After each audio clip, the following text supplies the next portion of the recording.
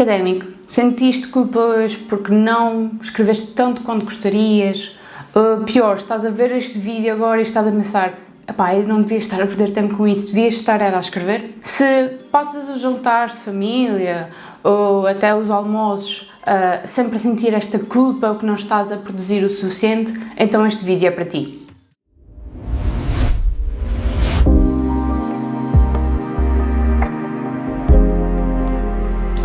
Alô, meu nome é Rita Carreiro, da Grada Pleno, sou mentora académica e ajudo académicos tal como tu a fatiar o caos do que é o mestrado e o doutoramento e a terem uma jornada académica mais fácil e com mais clareza. Se queres ter um percurso académico com mais leveza, então não te esqueças de subscrever este canal e seguir-me nas outras redes sociais, o link está na descrição deste vídeo, para então não perderes nenhum dos meus conteúdos que te vão ajudar na vida académica. Vamos então a isso. Hoje vou explicar-te a ciência por trás desta tal culpa e dar-te estratégias práticas para silenciar de uma vez por todas essa voz que te chateia ao fim do dia. E espero eu perceber de uma vez por todas que o descanso é também uma ferramenta que deves usar e abusar para seres mais produtivo ao longo da tua vida académica. Ora, esta culpa que tu sentes não nasceu contigo, não é? Isso foi algo que foi-nos incutido ao longo da nossa vida e tem, inclusive, raízes profundas, tanto na cultura onde estás inserido, ou seja, no meio académico, como também na forma como o teu cérebro funciona. A primeira razão é a cultura da produtividade tóxica que se vive no meio académico. Mesmo que a queiras contrariar e que não aches que te afeta assim tanto, existe sempre uma pressão imposta por esta cultura que vem de muito de trás, desde o início do capitalismo, mas isto é tema para outra aula inteira. Mas a verdade é que existe então esta cultura do publish or perish, que ainda reviro os olhos quando acesso a expressão. Existe também uma romantização do cansaço e do sacrifício e de trabalhar até altas horas da noite ou aos fins de semana, não é? Quem é que não tem um colega que é assim e que só se ouve falar tão bem dele porque ele trabalha muito e porque não sei o quê, não é? Portanto, existe essa romantização. E o sistema faz sentir-te que só és um bom académico, um bom investigador se estás sempre exausto, se então abdicas da tua vida pessoal e trabalhas, lá está, estas tais fora de horas, fim de semana, etc. A segunda razão é, na verdade, biológica, ou seja, o teu cérebro só está a tentar proteger-te. Evolutivamente, o ser humano é nada mais do que um ser social, não é? E, portanto, adaptou-se de forma a pertencer a um grupo para sobreviver. E, como no meio académico se valoriza muito esta tal exaustão e o trabalhar em excesso, o centro de alerta do nosso cérebro, que é a amígdala, dispara sempre que tu tentas descansar. Ao fim e ao cabo, ela interpreta o teu descanso, o não produzir, como um risco de seres excluído do meio académico. Ou seja, por outras palavras, estás, mesmo inconscientemente, estás com receio de não terminar o teu curso quando estás a descansar. Que, obviamente, é inconsciente e é irracional, mas isto traduz-se nessa tal culpa que tu sentes. Além disso, temos aqui o efeito Zeigarnik, que, ao fim e ao cabo, a ciência mostrou-nos que o cérebro recorda muito mais facilmente de tarefas que temos inacabadas do que aquelas que já temos concluídas. Como a tese é um projeto que demora meses e anos a terminar, no nosso cérebro esta tarefa parece que está sempre inacabada ou que nunca vai acabar.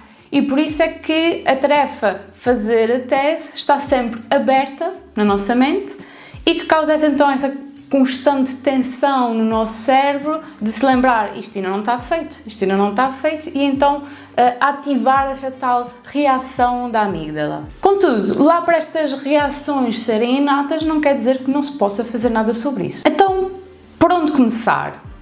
Eu acredito que o primeiro passo é começar por desmistificar aqui 3 grandes mitos que nos ensinaram no meio académico e que contribuem então para esta culpa constante. O primeiro mito que existe é acreditarem que a quantidade de horas trabalhadas se traduz numa melhor produtividade ou num melhores resultados.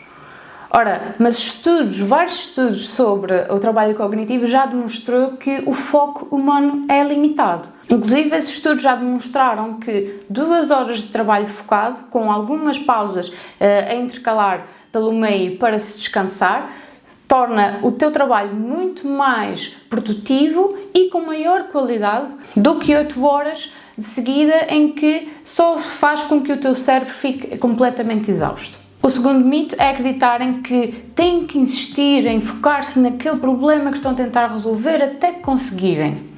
Ora, não é super frustrante quando não estás a conseguir resolver um problema ou não estás a conseguir focar-te na tua escrita e ficas ali, insistes a martelar, a tentar mesmo fazer alguma coisa e a única coisa que consegues é no fim ficares mais cansado e mais frustrado? Já reparaste até que muitas vezes, até quando estás no banho ou a caminhar, a descansar, que te vem à cabeça aquela solução daquele problema que estás a martelar há 3 dias?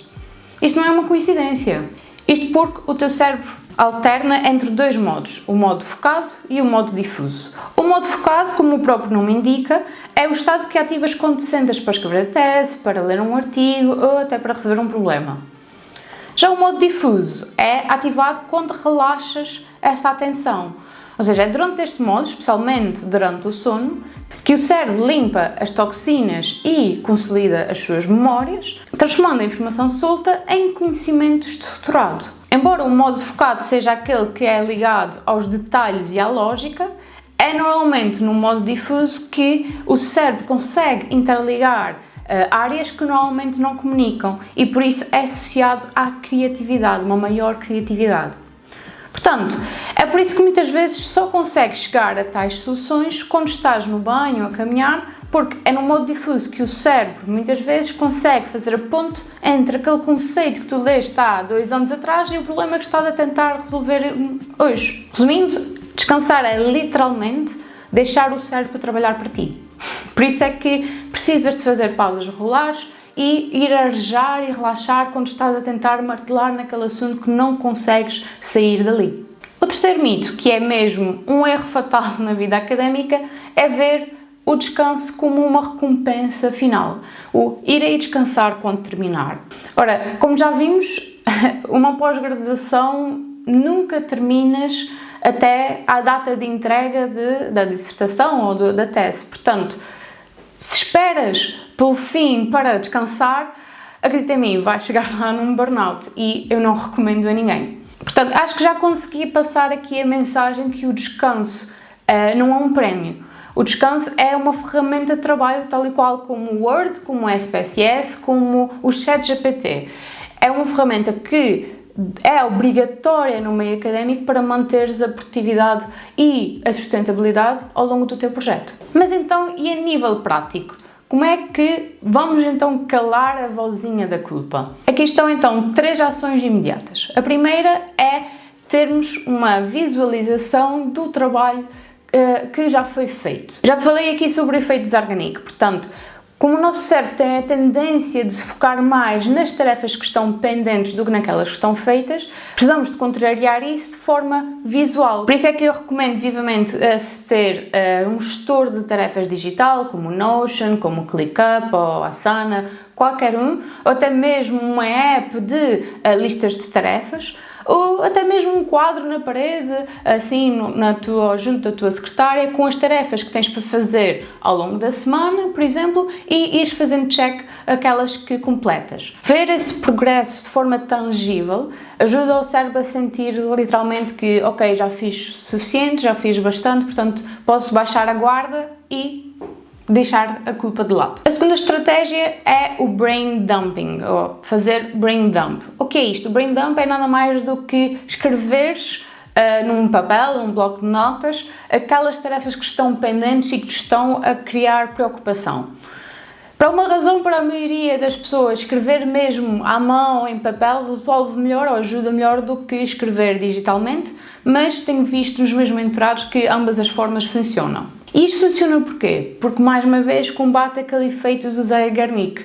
Ou seja, ao colocar essas preocupações num papel, O cérebro sente que a informação está registada e está segura para te lembrares dela mais tarde, e então autoriza-te, por assim dizer, a relaxar. Portanto, sempre que sentires essa ansiedade a subir das coisas que tens ainda para fazer, etc., faz um brain dump.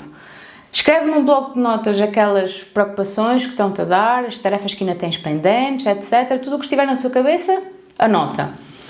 Podes fazer isso diariamente, ou seja, imagina ao fim do dia, quando estás a começar a sentir esta culpa. Pode até usar a meio de uma tarefa importante, imagina que estás a escrever a tese e lembras-te, epá, mas eu também tenho que fazer assim. Escreves naquele momento para lembrar-te mais tarde.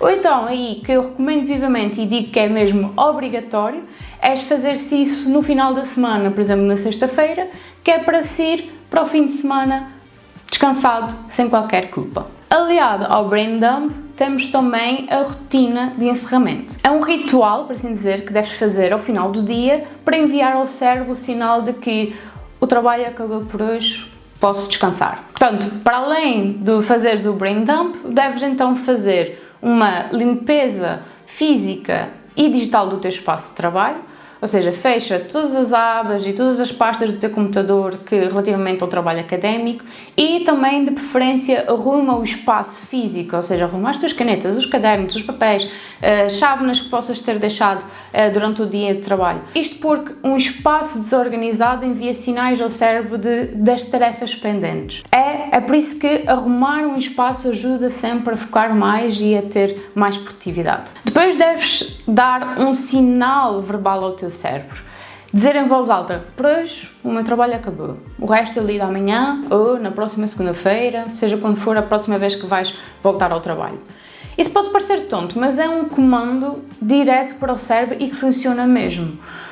E dizê-lo em voz alta, inclusive, é mais eficaz do que dizê-lo só mentalmente. E melhor ainda do que isto é dizer isto a outra pessoa que vive contigo, os teus pais, parceiros, amigos, seja quem for, dizer isto, olha, hoje já acabei, não trabalho mais, só volto a focar-me nisso na segunda-feira. Porque isto torna-se um compromisso. Quase que se os teus colegas virem-te a preocupar com as tuas questões, podem dizer, mas então, não me disseste que só voltavas a preocupar com isso na segunda-feira? E ajuda-te então a tentares manter-te nesse modo de desligado do trabalho. Por fim, para fechar aqui a rotina de encerramento, deves fazer algo prazeroso. Seja fazer uma caminhada, ir ao ginásio, ler um livro, ver uma série, qualquer coisa que te desligue o cérebro do trabalho. Este é o último sinal que o cérebro precisa para realmente perceber, ok, posso sair do modo de trabalho e entrar em modo de descanso. Recapitulando, estas são então as várias estratégias que deves fazer para começar a silenciar essa voz da culpa quando queres descansar. Primeiro é começar por mudar esta tua perspectiva sobre aquilo que te incutem através da produtividade tóxica no meio académico. Não é fácil, mas é o primeiro passo para perceber, ok, isto é irracional, isto não faz sentido para mim e, portanto, não cair neste ciclo de culpa constante. Depois podes então usar a visualização das tarefas concluídas, o brain dumping e a rotina de encerramento para te ajudar diariamente a ser cada vez mais fácil de descansares sem culpa. Antes de terminarmos, quero só dizer-te também que é vital separares o teu valor como académico, como investigador, da tua produtividade. Se tu estás a dar o teu melhor diariamente, então certamente és um bom académico, és um bom estudante, um bom investigador e independentemente de quantas tarefas tu concluíste hoje, ok? Vão haver sempre dias menos produtivos e também está tudo bem com isso. E lembra-te, o teu mestrado e doutoramento é apenas um projeto, não é a tua identidade. A tua vida pessoal e a tua saúde mental é mais importante do que o teu curso. Quero agora saber quais dessas estratégias vais aplicar primeiro. Diz-me nos comentários e não te esqueças de me seguir nas restantes redes sociais ou até subscrever à minha newsletter. Os links estão aqui na descrição do vídeo e vejo-te na próxima quinzena.